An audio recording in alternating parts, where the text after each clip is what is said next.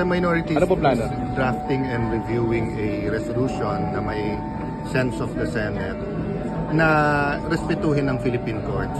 Kahit tingnan nyo na lahat ng technicalities, tingnan nyo na lahat ng treaties, lahat ng batas, ang essence, ang spirit ng ating constitution ay kung may problema, pwede kang tumakbo sa Philippine courts. So hindi naman pwede na pag sinabi ng ICC o kahit anong international court na may arrest, dadamputin mo na lang dito, dadalhin mo sa ibang bansa. Kung ganun ang interpretasyon, napakadelikado. Bakit?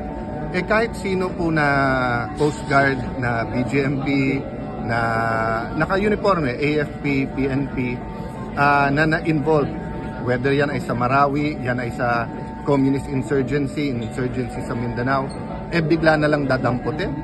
Diba? Tapos ngayon, sinasama si Secretary Aguirre. So, civilian. So, sabihin mo na may allegation na conspiracy. So, at any time then, a cabinet member, aakyat na yan. That's one step closer to the president.